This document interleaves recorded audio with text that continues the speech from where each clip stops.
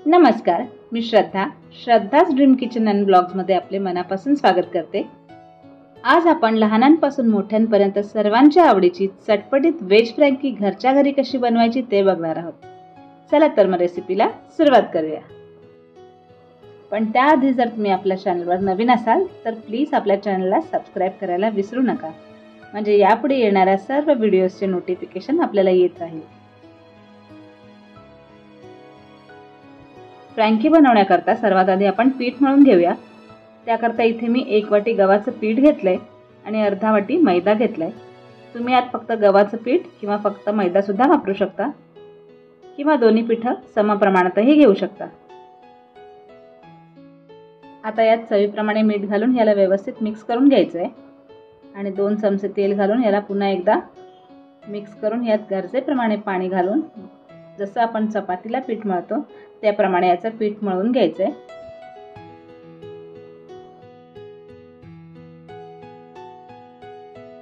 पीठ मळून झालं की यात थोडं तेल घालून याला पुन्हा एकदा व्यवस्थित मळून घ्यायचं आणि याला 10 मिनिटं झाकून ठेवायचं, म्हणजे पीठ छान मुरेल। आपलं पीठ मुरते तोपर्यंत आपण फ्रँकीचा मसाला बनवून घेऊया। त्याकरता इथे मी 1 चमचा चाट मसाला घेतलाय, 1 चमचा लाल तिखट, अर्धा चमचा गरम मसाला, अर्धा चमचा धणे जिरे पावडर, पाव चमचा काळी मिरी पावडर आणि 1 चमचा काळा मीठ। या सर्वांना आपण एकत्र करून घ्यायचंय। आपला फ्रँकीचा मसाला तयार आहे। आता आपण फ्रँकीची भाजी बनवूया। त्याकरता इथे मी कढई तापत ठेवली आहे। यात मी 1 चमचा तेल घालते। तेल तापलं की यात 1 चमचा बारीक चिरलेलं आलं, 1 चमचा बारीक चिरलेला लसूण आणि 4 बारीक चिरलेल्या हिरव्या मिरच्या घालून याला व्यवस्थित परतून घ्यायचंय।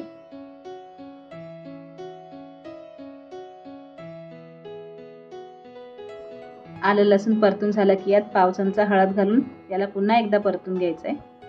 आता यात मी 2 उकडलेले बटाटे मॅश करून घालते।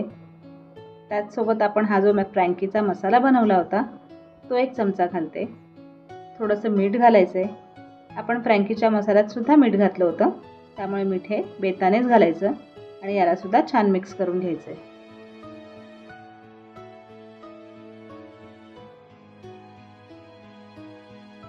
भाजी परतून झाली की यात थोडी बारीक चिरलेली कोथिंबीर घालून याला पुन्हा एकदा मिक्स करायचंय।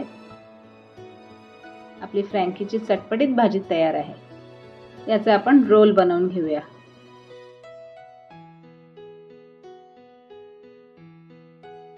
याचं तुम्ही लांबट रोल किंवा गोल टिक्की सुद्धा बनवू शकता। तुम्ही तुमच्या आवडीप्रमाणे याला आकार देऊ शकता। अशा प्रकारे मी भाजीचे सर्व रोल बनवून घेतल्यात। आता यांना आपण तव्यावर शॅलो फ्राय करणार आहोत। त्याकरता मी तव्यावर थोडं बटर घालते आणि थोडं साजूक तूप घालते। तुम्ही फक्त बटर किंवा तूपही वापरू शकता।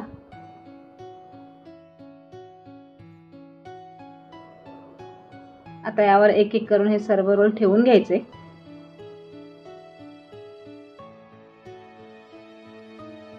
एका बाजूने छान खरपूस भाजून झाले की याला परतून दुसऱ्या बाजूने सुद्धा छान भाजून घ्यायचे।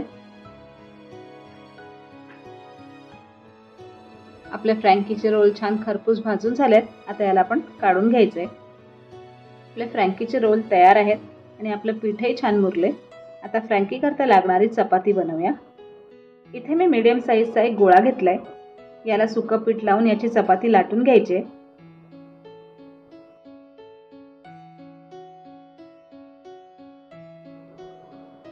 अशा प्रकारे मी चपाती लाटून घेतले। आता गरम तव्यावर या चपातीला घालून एका बाजूने थोडी शेकवून हिला परतून दुसऱ्या बाजूने सुद्धा शेकवून घ्यायचे आणि आता यावर थोडं बटर घालून दोन्ही बाजू पुन्हा व्यवस्थित शेकवून घ्यायचे।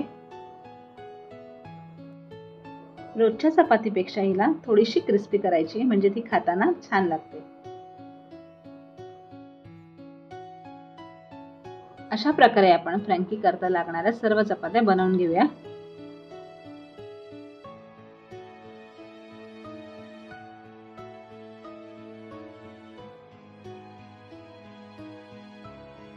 फ्रँकी करता लागणाऱ्या चपात्या आणि रोल तयार आहेत।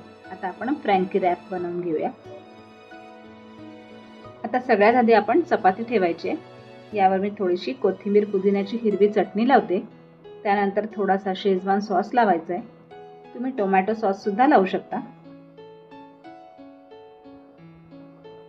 आता यावर हा जो आपण रोल बनवला होता तो ठेवायचा आहे। यावर थोडा उभा चिरलेला कांदा घालायचा आहे, थोडी उभी चिरलेली सिमला मिरची घालायची आहे। भाज्या तुम्ही तुमच्या आवडीप्रमाणे घालू शकता, तुम्ही यात कोबी किंवा गाजर सुद्धा घालू शकता। थोड्या बारीक चिरलेल्या हिरव्या मिरच्या घालायच्या आणि इथे आपण हा जो फ्रँकी मसाला बनवला होता तो घालायचा आहे। थोडासा लिंबाचा रस आणि थोडीशी बारीक चिरलेली कोथिंबीर घालायची आहे।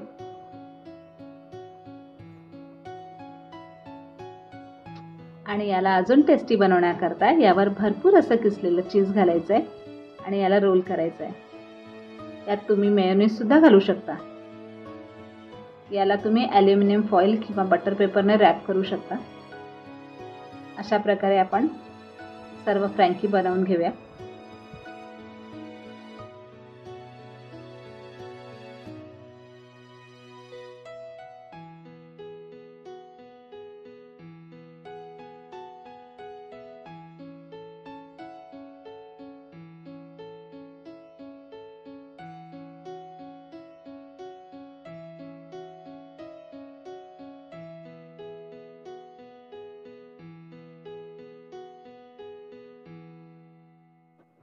अशा प्रकारे आपले गरमागरम चटपटीत व्हेज फ्रँकी घरच्या घरी तयार आहेत।